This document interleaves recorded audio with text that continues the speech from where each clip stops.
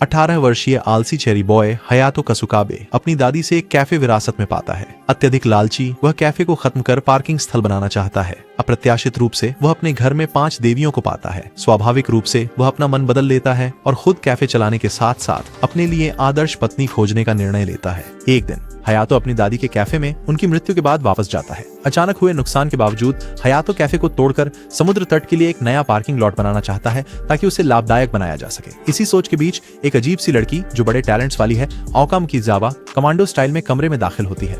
स्वाभाविक रूप से वह उसे ध्यान से देखता है और फिर बाहर की ओर भागता है, केवल यह पता लगाने के लिए कि एक और महिला जिसका नाम अमित्सुरुगा है गलियारे में है। अपनी अच्छी किस्मत के कारण हयातो को इधर उधर एक के बाद एक सभी अंडरवियर में महिलाएं मिलती हैं। आखिरकार एमी उसे जोरदार राउंड हाउस किक मारती है जिससे वह गिरने से पहले उसे पूरी तरह से देख पाता है। होश में आने पर हयातो सही रूप से दावा करता है कि वह घर का मालिक है, जिससे उसे लड़कियों के बारे में पूछने का अवसर मिलता है। उनके बीच रिहो त्सुकिशिमा और शिरोजिकु ओनो कहते हैं कि वे उसकी दादी के परिवार से हैं। पता चलता है कि सभी लड़कियां पिछले 1 साल से टेरेस फैमिलिया कैफे में काम कर रही हैं। इसके अलावा उनकी दादी ने उन्हें घर में रहने को कहा क्योंकि वहां उपयोग में न आने वाले कमरे थे। नई जानकारी के बावजूद हयातो कैफे को ढाकर एक नई पार्किंग बनाने की अपनी योजना को उजागर करता है और सभी को दूर जाने के लिए कहता है। उस शाम को समुद्र तट पर सभी लड़कियां एक दूसरे को अपनी आर्थिक स्थिति स्पष्ट रूप से बताती हैं, यह स्पष्ट करते हुए कि टेरेस फैमिलिया से जाना संभव नहीं है। वैकल्पिक उपाय के लिए समूह की चालाक लड़की रिहो ने देर से परिपक्व हुए लड़के को आकर्षित करने का निर्णय लिया।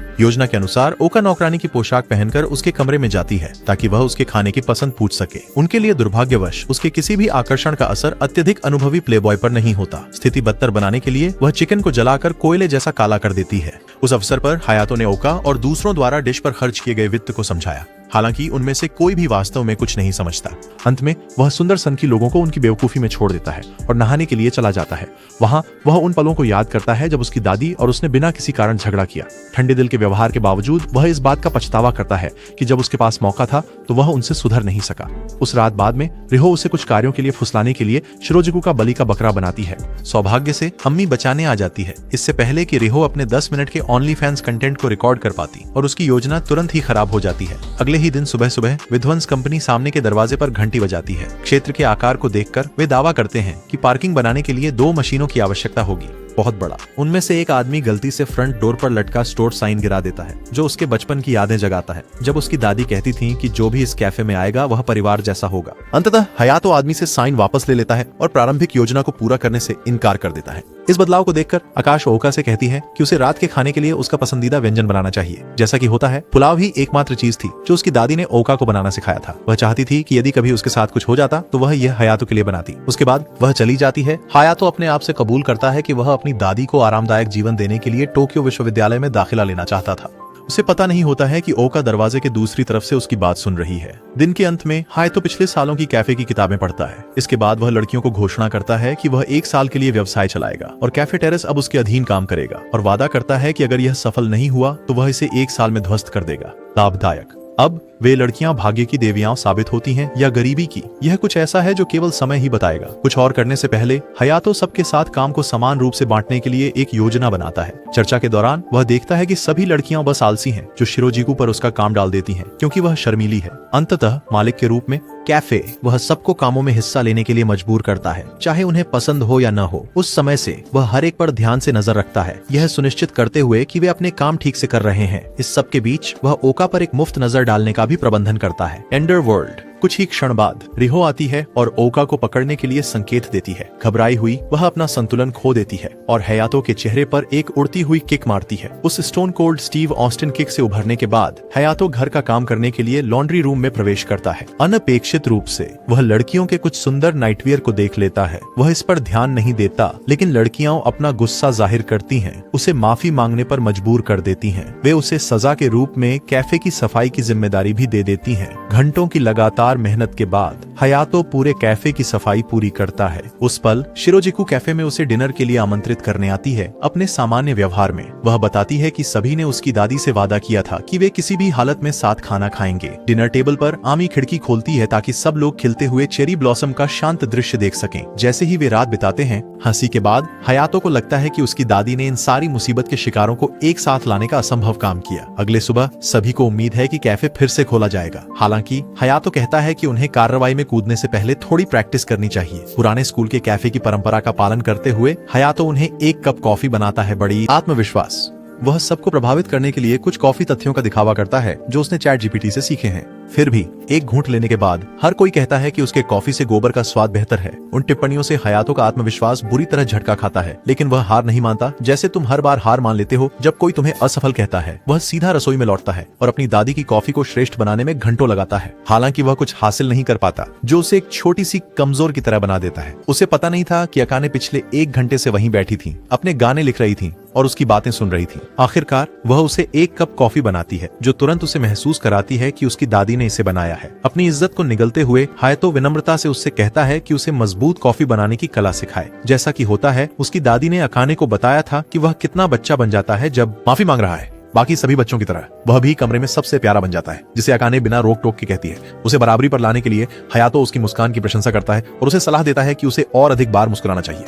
ईमानदारी से कहूं तो मैं हयातो और अकाने के लिए इच्छुक हूं, तो अपनी राय कमेंट्स में बताएं। अगले दिन सुबह हयातो रिहो को उनके साझेदार के स्थान पर विनम्रता से मुलाकात के लिए ले जाता है। फिर भी अपनी प्रारंभिक आत्मविश्वास के बावजूद वह लोगों के सामने एकदम मूर्ख की तरह खड़ा हो जाता है। अंत में रिहो उसे स्थानीय मंदिर में ले जाती है ताकि वे अपनी सफलता के लिए प्रार्थना कर सकें। तभी वह उनके रेस्टोरेंट चलाने के संकल्प पर सवाल उठाती है, क्योंकि इससे वे सभी साझेदारों के सामने मूर्ख दिखे। अंततः वह अपनी गलती को समझता है और फिर से उनसे बात करने के लिए वापस जाता है। फिर से परिपक्वता दिखाने के इनाम के रूप में रिहो उसे नीचे झांकने का मौका देती है, जिससे वह सीढ़ियों से गिर जाता है। हमेशा की तरह रिहो पाती है कि हयातो और ओका घर भर में छोटे बच्चों की तरह लड़ रहे हैं। बाद में वह उसे याद दिलाती है कि ग्राहकों के सामने लड़ाई करना उनके ग्राहक पर बुरा प्रभाव डालेगा। इसके अलावा पार्ट टाइमर्स कैफे में शामिल नहीं होंगे अगर उन्हें उपयुक्त नहीं मिलता। पर्यावरण वह उसे पोर्न वीडियो देखना बंद करने और ओका को रिझाने के लिए कहती है। हालांकि उसके सभी प्रयास उलटे पड़ जाते हैं, क्योंकि उसे लगता है कि हयातो उसे अपमानित करने के चक्कर लगाने के तरीके खोज रहा है। उसी रात खाने पर हयातो फिर से उसकी तारीफ करने की कोशिश करता है, यह कहते हुए कि सलाद को छोड़कर सभी व्यंजन स्वादिष्ट हैं। हालांकि जैसा कि पता चलता है, सिरका की जगह वाइन के साथ सलाद उसी ने बनाया था। कुछ देर बाद रिहो उसे बताती है कि ओका को सूचित कर दे कि बात उसके लिए अब खाली है। स्वाभाविक रूप से वह ऐसे कमरे में घुस जाता है जैसे वह उस जगह का मालिक हो, केवल उसे नौकरानी के रूप में पाता है। यूनिफॉर्म अनजाने में वह उसकी तारीफ करने लगता है, बजाय इसके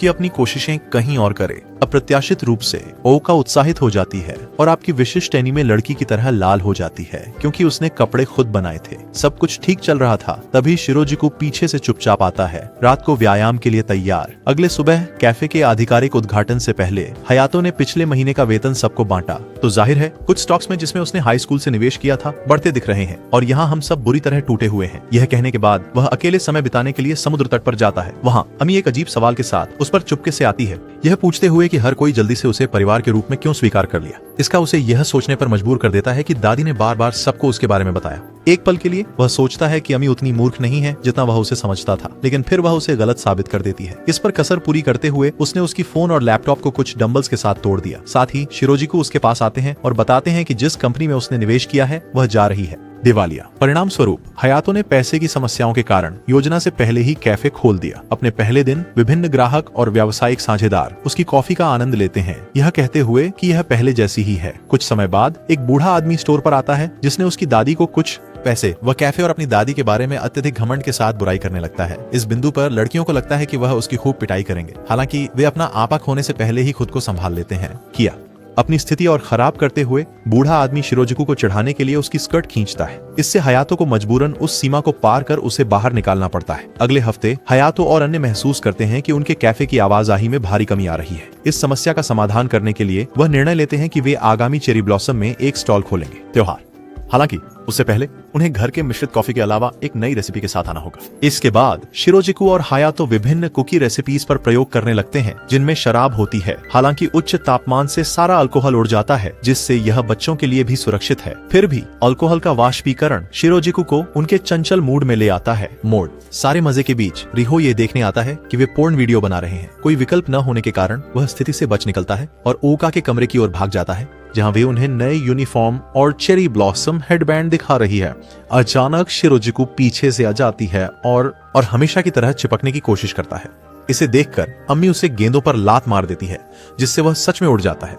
उसी रात कैफे में अन्य उसे बसंत कुकी की विधि देती है, जिसे उसकी दादी और उसने मिलकर समय के साथ बनाया। इसके साथ ही वे त्योहार पर अपनी स्टॉल पूरी कर लेते हैं। सब कुछ आसानी से चल रहा है। हयातो और आमी देखते हैं कि ओका गहरी नींद में सो रही है क्योंकि वह वर्दियों पर काम कर रही थी। सभी रात नींद के बीच में अम्मी अपने मुंह में रोटी का टुकड़ा डाल लेती है, जिससे उसकी दम घुटने लगती है। जागने के बाद वह तरोताजा होने के लिए बाथरूम की ओर जाती है। दुर्भाग्यवश उसका सामना कुछ नशे में धुत पागलों से होता है जो पृथ्वी पर ऑक्सीजन बर्बाद कर रहे होते हैं। स्वाभाविक रूप से वे तीनों ओका को जबरदस्ती पीने और मौज मस्ती करने के लिए मजबूर करने की कोशिश करते हैं। हालांकि आसपास के सभी पुरुष और महिलाएं बदमाशों के चारों ओर इकट्ठा हो जाते हैं, उन्हें वहां से चले जाने के लिए मजबूर कर देते हैं। रात में डिनर टेबल पर अकाने और अन्य कहते हैं कि कैफे की इस शाम अविश्वसनीय बिक्री हुई। इसका मतलब है कि त्योहार में उनकी दुकान सफल हो रही है। हालांकि अगले दिन हयातो और अन्य लोग अपनी दुकान को तीनों पागलों द्वारा नष्ट पाया।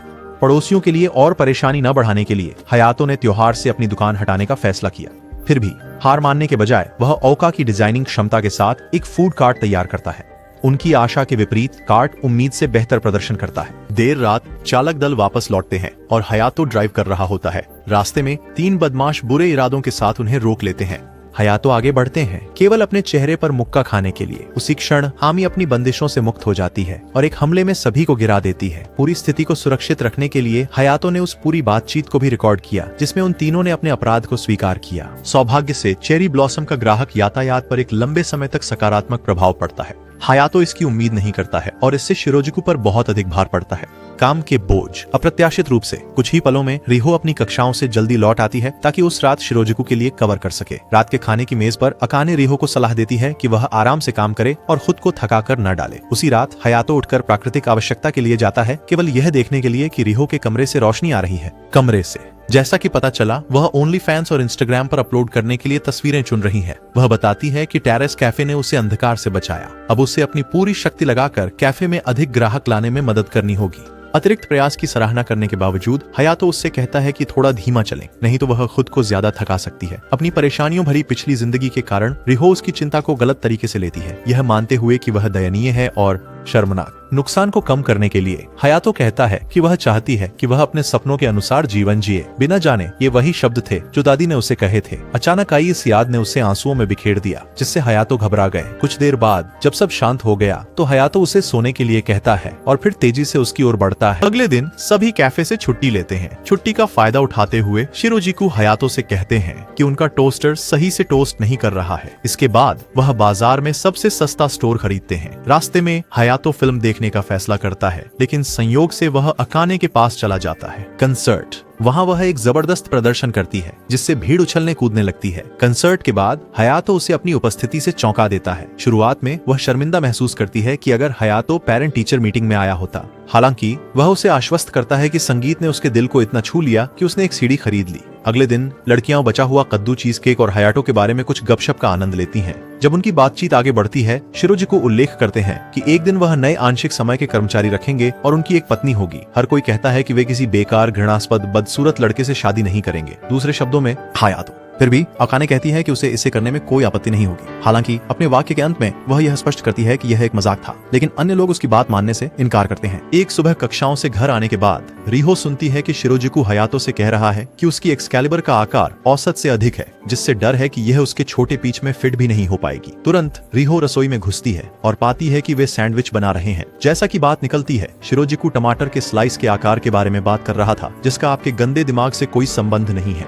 फिर दोनों इस बात पर बहस करने लगते हैं कि उन्हें नए मेनू में कौन से सैंडविच शामिल करने चाहिए। शिरोजुकु का मानना है कि उन्हें पुराने ढंग से दादी माँ की रेसिपी का अनुसरण करना चाहिए, जबकि रिहो कहती हैं कि उन्हें युवा पीढ़ी को आकर्षित करना चाहिए। अंततः दोनों एक दूसरे को सैंडविच बनाने की प्रतियोगिता के लिए चुनौती देते हैं, जिसमें हयातो उनके निर्णायक होते हैं। हालांकि हयातो जानते हैं कि यह कहना कि एक दूसरे से बेहतर है उनमें से किसी एक को दुख पहुंचाएगा, इसलिए वह रसोई छोड़कर बिस्तर पर लेटने चले जाते हैं। हालांकि उनकी यह योजना जादू की तरह काम करती है, क्योंकि दोनों प्रतियोगिता को भूल जाते हैं और सैंडविच साझा करते हैं सभी के लिए। जैसे ही सब कुछ सुचारू हो रहा है, ओका हयातो के कमरे में जाती है, यह बताते हुए कि एमी पूरे दिन सामान्य रूप से व्यवहार नहीं कर रही है। शुरुआत में उसने उसकी चिंताओं को सहज रूप से नजरअंदाज कर दिया। हालांकि उसे खुद देखने के बाद हयातो को महसूस होता है कि कुछ गड़बड़ है। जैसा कि पता चलता है, अकेन प्रकट होता है कि एमी कराटे क्लब में एक अभ्यास मैच हार गई। अंततः चीजों को सही करने के लिए हयातो एमी से कहता है कि कुछ चीजें हैं जो केवल कठिन परिश्रम से हासिल नहीं की जा सकती।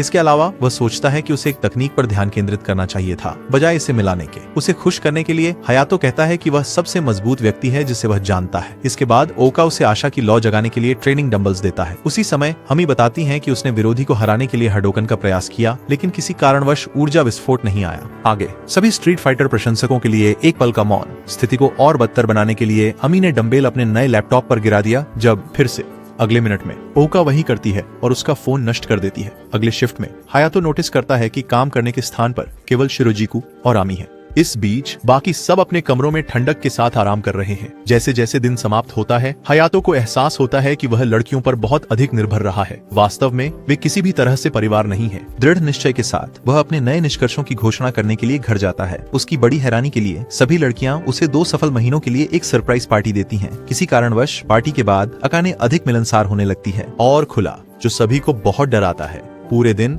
वह छोटी छोटी चीजों के लिए सभी की तारीफ करती है, जैसे नाश्ता बनाना और कैफे की सफाई करना। दिन के अंत में रिहो इस परिवर्तन को इंगित करती है। कहती है कि अकाने सबसे अजेय लड़की थी दुनिया। रात के गहरे अंधेरे में अकाने कैफे में हयातो को कॉफी बनाने का अभ्यास करते हुए पाती है। तकनीक, खैर मेरा सम्मान बरिस्तास के लिए बिल्कुल अलग स्तर पर है, लेकिन अपने विचार साझा करें। वैसे भी वह उसकी दृढ़ता की तारीफ करने लगती है। कुछ समय बाद हयातो पूछता है कि वह नौकरी छोड़ने की योजना कब बना रही है, जिससे वह पूरी तरह से चौंक जाती है। फिर भी हयातो वास्तव में उसे इस निर्णय के पीछे का कारण बताने के लिए मजबूर नहीं करता है। वह बस उसे एक छोटी सी अच्छी डेट पर चलने के लिए कहता है, उससे पहले कि वह अगले दिन हयातो उसे पास के कैफे ले जाता है, जहां वह सारी हिदायतें नोट करता है जो उसकी दादी ने कभी आकाने को दी थीं। वह बिना किसी झिझक के सब कुछ साझा करती है। हालांकि वह हयातो को यह नहीं बताती कि कॉफी का स्वाद पीने वाले के दिल पर बहुत हद तक निर्भर करता है। बाद में शाम को वे अनावश्यक हस्तक्षेप से बचने के लिए पीछे के दरवाजे से कैफे में प्रवेश करते हैं। ज्यादा कुछ कहे बिना हयातो अमी से कैफे में उसके लिए आखिरी कप कॉफी बनाने को कहता है। इसके बाद उसे सर्व करते हुए अकाने यह खुलासा करती है कि वह एक समृद्ध परिवार से आती है जो 200 साल से है। स्वाभाविक रूप से वर्तमान वारिस उनकी माँ ने अकाने से कहा कि बेवकूफी भरी चीजें छोड़ दो और वापस आ जाओ। वह किसी साधारण अमीर आदमी से शादी करेगी और एक वारिस पैदा करेगी। इस समय उसने अपनी किस्मत को स्वीकार कर लिया है, कहते हुए कि यह होना तय था। हयातो कहता है कि वह इस दुनिया में झूठे लोगों से सबसे ज्यादा नफरत करता है। इसके अलावा उसने जो कॉफी बनाई वह बेकार सी लग रही है। यह दिखाता है कि उसकी दादी सही थी। अचानक जासूस कैफे में प्रवेश करते हैं और अकाने से हमेशा उनके साथ रहने को कहते हैं। उत्तेजना के क्षण में वह साफ साफ सब कह देती है और हयातो से इस मामले में मदद मांगती है। अपनी माँ के साथ बैठक में हयातो अकाने को स्पष्ट और ठोस निर्णय लेने के लिए प्रेरित करता है। हालांकि हमेशा की तरह उसकी आवाज, रवैया और शरीर की भाषा स्पष्ट रूप से दर्शाती है कि वह नहीं है दृढ़। ये देखकर उसकी माँ प्रकट करती है कि अकीने ने हमेशा प्रगति के बीच में जो भी करती है छोड़ दिया है। उस पल में हयातो उसके पिता की तरह उस पर चिल्लाता है, उससे उसके जीवन को आगे बढ़ाने के संकल्प पर प्रश्न करता है। उनके साथ बिना कुछ कहे वह कुशलता पूर्वक तैयारी करती है। दादी की आत्मा उसके बगल में खड़ी रहती है और एक कप कॉफी बनाती है। कॉफी उसकी माँ को इतनी प्रभावित करती है कि वह उसे अपनी जीवन शैली जारी रखने की अनुमति देती है। जाने से पहले उसकी माँ अकाने से कहती है कि उसे हमारे शहर के लड़के हयातो के लिए भावनाएं विकसित हो गई हैं, लेकिन वह इससे इनकार करती है और उसकी माँ उसे बताती है कि हयातो एक अच्छा जोड़ा। साथ ही उसे बता दो कि दूसरी लड़कियों से हारना नहीं है, जो कि कड़ी प्रतियोगी हैं। मतलब उसे हर हाल में हयातो से शादी करनी चाहिए, लागतों के लिए। ग्रीष्मकालीन अवकाश की शुरुआत में हयातो पिछले महीने की सभी की सैलरी वितरित करता है। इसके बाद वह घोषणा करता है कि कैफे एक बीच हट खोल रहा है, जिसका अर्थ है कि उनमें से किसी के लिए भी ग्रीष्मकालीन अवकाश नहीं होगा। तुरंत ही ओका अपने कमरे में दौड़ जाती है और एक स्विमसूट दिखाती है जिसे उसने डिजाइन किया है। चेहरे पर बिना किसी भावना के हयातो उसे याद दिलाता है कि वह पागल हो जाती है जब वह उसके अंडरवियर झांकता है और अब किसी कारणवश वह अपना स्विमसूट दिखा रही है। सच में इस लड़की को थोड़ा संयम रखना चाहिए। थोड़ी ही देर बाद हर कोई अपने स्विमसूट्स दिखाने लगता है ताकि हयातो से तारीफ मिल सके। उस ड्रामा सत्र के बाद शिरोजिकू समुद्र तट के घर के लिए एक दादी विशेष ग्रीष्मकालीन मेनू आइटम के साथ आता है। परफेक्शनिस्ट होने के नाते हयातो बहुत सारी तस्वीरें खींचता है, लेकिन उसकी परफेक्ट तस्वीर को अम्मी बिगाड़ देती है। कुछ गहन सोच के बाद रिहो सभी को उनकी मेड यूनिफॉर्म में समुद्र तट पर ले जाती है। जैसा कि वह बताती है, वह उसे समुद्र के सामने उनकी तस्वीरें लेने के लिए कहती है ताकि उनके मार्केटिंग को बढ़ाया जा सके। बेताब एमी और दूसरी लड़की उसी में समुद्र में कूद जाती है, जिससे और क्लिक मिलते हैं। चारा मार्केटिंग। समुद्र तट हट के उद्घाटन पर हयातो बुद्धिमानी से कैफे को बंद करने और सभी को हट पर काम करने का निर्णय लेते हैं। उनके अनुमान के अनुसार समुद्र तट हट ग्राहकों से भर जाता है, जिससे इसे संभालना असंभव हो जाता है। कार्यभार में वृद्धि देखकर शिरोजिकू रिहो से अपनी शिफ्ट से ब्रेक लेने के लिए कहते हैं। हालांकि रिहो अपनी सेहत की परवाह किए बिना मेहनत करना चाहती है। कुछ समय बाद वह देखती है कि अकाने और हयातो काउंटर पर एक अच्छे फ्लर्टी बातचीत में लगे हुए हैं। चिढ़कर वह उनके पास जाती है और कहती है कि उसे सेवा पर ध्यान केंद्रित करने की आवश्यकता है। उसी क्षण रिहो को चक्कर आने लगते हैं और वह जमीन पर गिर जाती है। अंततः हयातो उसे वापस घर ले जाता है आराम करने के लिए। होश में आने के बाद रिहो को लगता है कि वह कैफे में हर किसी के लिए, विशेष रूप से उसके लिए, परेशानी का कारण है। हयातो कहता है कि सब लोग उसकी सेहत को लेकर चिंतित थे और उनमें से एक वह भी था जिसने अपना आपा खो दिया सबसे ज्यादा, अधिकतम। अगले कुछ दिनों में रिहो पूरी तरह से ठीक होने के बाद फिर से काम पर लौटती है। वह ओनो से सीखती है कि जिस क्षण वह बेहोश हुई, हयातो बहुत घबरा गया था। जमीन पर अपना आभार प्रकट करने के लिए वह हयातो के पास जाती है, केवल यह देखने के लिए कि वह लड़कियों से घिरा हुआ है। ईर्ष्यालु होकर वह बिना किसी कारण उससे लड़ाई करती है। बाकी दिन ग्राहक क्रमशः आने लगते हैं, जिससे हयातो को रिहो की सामाजिकता की प्राकृतिक प्रतिभा की प्रशंसा होती है। अचानक अम्मी काउंटर पर आती हैं, बताती हैं कि वे 3 पागल जिनकी पिटाई की गई थी वापस आकर उन्हें परेशान कर रहे हैं। पहले की तरह अम्मी उनकी मेज की ओर जाती हैं और उनसे डर का डर निकल जाता है। कुछ समय बाद एक स्थानीय समाचार रिपोर्टर उनके कैफे में आया और उनकी सबसे प्रसिद्ध वेट्रेस का साक्षात्कार लेना चाहता था। जैसा कि पता चला, रिपोर्टर ने रिहो के साथ उसके बाल कलाकार के दिनों में काम किया था। जब उसने उसका पूरा नाम, सभी ग्राहक रिहो को पहचानने लगते हैं और उसके पतन के लिए उस पर दया करने लगते हैं। आत्मविश्वास टूट जाने के कारण रिहो समुद्र तट पर चली जाती है और अपनी जिम्मेदारियों को छोड़ देती है। देर रात रिहो बाकी परिवार के साथ रात का खाना भी छोड़ देती है। जैसे जैसे रात बढ़ती है, गहराई से अलका रिहो के कुछ पुराने वीडियो देखती है। दूसरी तरफ शिर्गिको उसके साथ शाम की बातचीत याद करती है, जिसमें यह खुलासा होता है कि वह साधारण कैफे इसलिए आई ताकि कोई उसे नहीं पहचानते हैं। उस दिन पहले रिपोर्टर ने यह भी बताया कि पहले के दिनों में रिहो की मां उसे अधिक काम कराती थी। हालांकि कुछ समय बाद उसके माता पिता अचानक एक दूसरे से तलाक ले लिया, जिससे वह गायब होने के बाद आधी रात को हयातो उसे किनारे पर बैठे हुए पाता है। वहां वह अपने अतीत के कुछ अस्पष्ट विवरण बताती है, मुख्यतः कि उसकी मां ने उसे अधिक काम करने के लिए सराहा था और उसके पिता ने उसकी सफलता के बावजूद उसे छोड़ दिया। हालांकि हयातो कहता है कि उनके परिवार को किसी भी स्थिति में सभी को समान रूप से व्यवहार करना चाहिए। वह रिहो को अंतिम बार कहता है कि कुछ ठंडा कर ले, क्योंकि उसका बार बार बेहोश होना उसके लिए अच्छा नहीं होगा। कहीं से वह आंसुओं में फूट पड़ी और हयातो से कहा कि वह हमेशा उसके साथ रहे। यह कहकर वह उसे गले लगाती है और उससे कहती है कि उसे एक बच्चे की तरह उसके सिर पर हाथ फेर दें। एक सुबह अचानक अलका की जुड़वा बहन किक्का कैफे में आती है। स्वाभाविक रूप से अम्मी उसे अलका समझकर उसके साथ मजाक करने लगती है, पर उसे अपमानित हो जाती है। हालांकि किसी कारण से हयातो पहचान लेता है कि वह अलका नहीं है। उसके बाद सभी लोग कमरे में इकट्ठा होते हैं, जहां किक्का कैफे में सभी को अपमानित करना शुरू कर देती है। वह कैफे के मालिक को भी अनपढ़ कहती है, किसान। हालांकि उनमें से कोई भी किक्का की ओर कुछ नहीं कहता या कोई कदम नहीं उठाता। सभी को आश्चर्यचकित करते हुए अलका अपना धैर्य खो देती है और अपनी बहन को अपने परिवार का अपमान करने के लिए थप्पड़ मारती है। अंततः किक्का यह जानते हुए कमरा छोड़ देती है कि वह कैफे में स्वागत नहीं है। उस दिन से अलका अपने जल्दबाजी के फैसले को कोसती है और अपनी नौकरी पर ध्यान केंद्रित नहीं कर पाती। इसी समय उन्हीं भावनाओं के साथ किक्का अलका के साथ सुलह करने की भरपूर कोशिश करती है। हालांकि उसमें पहला कदम उठाने का आत्मविश्वास नहीं है। देर रात अलका याद करती है कि उसकी बहन ने टोक्यो यूनिवर्सिटी में दाखिला लेने की जिम्मेदारी ली थी, जिससे वह स्वतंत्र रूप से रह सके। कुछ पलों बाद हयातो चीजों को सही करने के लिए अलका के कमरे में घुस जाते हैं। सबसे पहले वह बताता है कि किक्का सबसे स्पष्ट भेष में उनके समुद्र तट की झोपड़ी पर आई थी। उसे पूरा यकीन है कि वह उसी तरह सुलह करना चाहती थी जैसे अलका। अंत में पहले जाते समय उसने उसे सलाह दी कि वह अपनी वास्तविक परिवार को दुनिया में संजो कर रखे। अप्रत्याशित रूप से अगले ही दिन सुबह किक्का उनके दरवाजे पर आ जाती है। बाहर समुद्र के पास किक्का यह प्रकट करती है कि उसने अपनी मर्जी से टोक्यो यूनिवर्सिटी ज्वाइन किया और ऐसा नहीं किया कि अलका ने उसे मजबूर किया। इस बारे में किक्का और उसके माता पिता दोनों उसके सुरक्षा के लिए बहुत चिंतित हैं। यही वजह है कि उसने कुछ संदिग्ध लोगों को उसी छत के नीचे रहते देखकर घबरा गई। आखिरकार दोनों पुराने समय की तरह सुलह कर लेते हैं और कैफे लौट जाते हैं। वहाँ अकाने अच्छी मेजबान साबित होती है और उन्हें कॉफी और कद्दू चीज केक बनाकर देती है, जिसे मैं आजमाने के लिए उत्सुक हूँ। उस रात अकाने छुपकर हयातो के कमरे में सितारों और चांद पर बात करने के लिए जाती है। स्पष्ट रूप से हयातो उसकी मंशा इस फ्लर्टिंग के पीछे जानता है। हालांकि वह दावा करता है कि इस समय कैफे को पुनर्जीवित करना बहुत अधिक महत्वपूर्ण है। अंततः वह कमरे से बाहर निकल जाती है, यह समझते हुए कि उसके इज़हार पर उसकी प्रतिक्रिया है, रुको। अगले दिन सभी एक साथ स्नान करने जाते हैं, क्योंकि उनके स्नान में रिसाव हो गया था। रास्ते में अकाने नोटिस करती है कि रिहो हर दिन हयातो के और करीब होती जा रही है। स्नान में अकाने निजी तौर पर रिहो को बताती है कि उसे हयातो पसंद है और उसने अपने प्यार का इजहार भी किया है उसके प्रति। हालांकि रिहो उसकी बातों को बकवास समझकर खारिज कर देती है, क्योंकि उसके प्रति कोई भावनाएं नहीं है। उस रात बाद में जब सब घर वापस जाने की तैयारी कर रहे होते हैं, रिहो कहती है कि वह नाश्ते के लिए कुछ सामान खरीदेगी। एक जिम्मेदार वयस्क की तरह वह उसके साथ दुकान जाता है और उसके लिए एक ड्रिंक भी खरीदता है। वापसी के रास्ते में रिहो असहज होकर उससे बातचीत शुरू करती है, कैफे और अन्य चीजों के बारे में पूछती है। वास्तव में वह जानना चाहती है।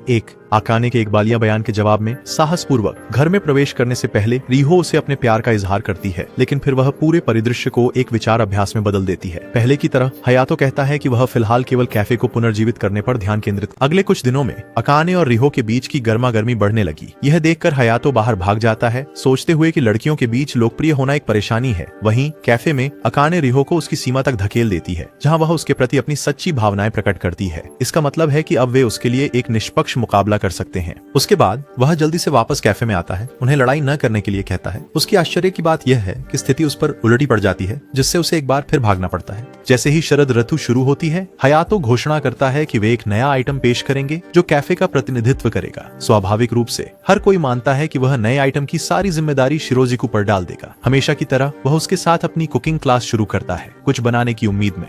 अच्छा, कक्षा के दौरान हयातो उल्लेख करता है कि वह अंततः घर से बाहर चली जाएगी। यह उसे इतना परेशान करता है कि वह उसे सिखाने से इनकार कर देती है। कुछ भी, अंत में हर आदमी की तरह हयातो अपनी गलतियों के लिए माफी मांगता है और कहता है कि वह जितने समय तक चाहे रह सकती है। इसके बाद शिरोजिकु उससे लिपट जाती है, यह स्वीकार करते हुए कि वह उनमें से पहली थी जिसने उस पर दिल हार बैठा, लेकिन फिर वह पूरा पल खराब कर देती है। उस दिन बाद में खरीदारी यात्रा के दौरान हयातो और शिरोजिकु अपने व्यापारिक साझेदारों से टकरा जाते हैं। अनजाने में बूढ़े आदमी से गलती हो जाती है। वह खुलासा कर देता है कि उसकी दादी 3 सितारा शेफ थीं। आखिरकार शिरोजिकु ने खुलासा किया कि उसके पिता स्पेन में उसकी दादी के छात्र थे। अपने बचपन के दिनों में वह अपने पिता के साथ कैफे गई थी। वही पहली बार था जब उन दोनों की मुलाकात हुई थी। इसके अलावा उसने उसे उस बूढ़े व्यक्ति से बचाया था जो उसकी दादी को परेशान करता था। हयातो को यह सब याद नहीं है क्योंकि वह तब काफी छोटा था। समय घर वापस आने के बाद वह इंटरनेट पर खोज करता है और पाता है कि उसकी दादी एक विश्व प्रसिद्ध शेफ थी जो स्पेन में एक रेस्तरां खोलने वाली थी। हालांकि वह उसके माता पिता की अचानक मृत्यु के कारण जापान लौट आई।